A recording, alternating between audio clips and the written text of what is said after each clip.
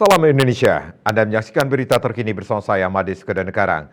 Tahun 2023, Bali diprediksi mendapat alokasi anggaran antara Rp21,8 triliun hingga Rp36,8 triliun.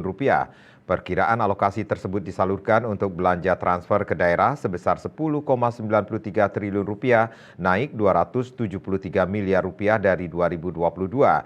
Belanja Kementerian Negara lembaga sebesar Rp10,951 triliun dan belanja subsidi untuk Bali Rp15,01 triliun.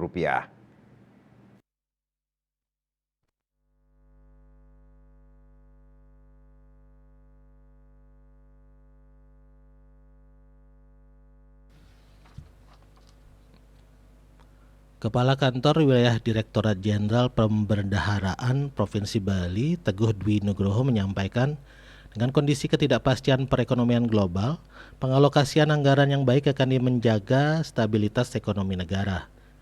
Namun ada sejumlah kewaspadaan yang perlu diperhatikan yang terlihat dari pengalokasian anggaran. Untuk mengatasi adanya ketidakpastian yang masih tinggi akibat pandemi COVID-19, kondisi geopolitik perang Rusia-Ukraina, serta ancaman resesi pada tahun ini, belanja APBN difokuskan pada fungsi-fungsi perlindungan sosial yang dialokasikan Rp20,83 miliar. Kemudian fungsi kesehatan dialokasikan anggaran sebesar Rp1,199 triliun.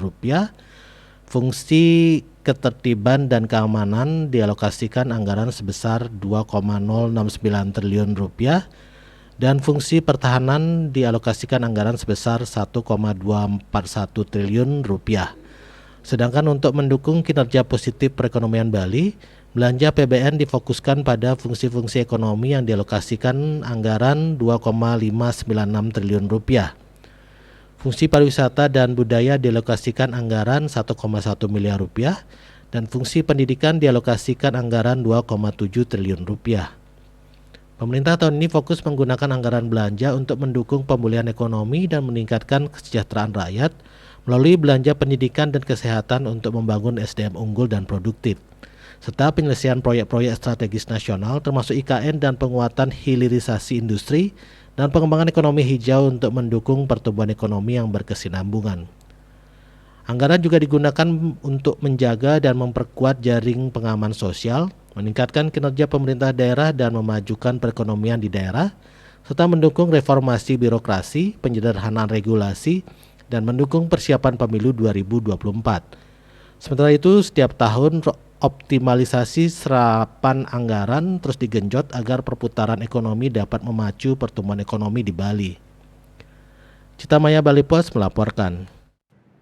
Berita terkini bersama Minyak Kapun Gadapati Usada Bali, keluarga sehat. Update terus informasi Anda dengan subscribe dan like YouTube channel Bali TV @newsbali TV.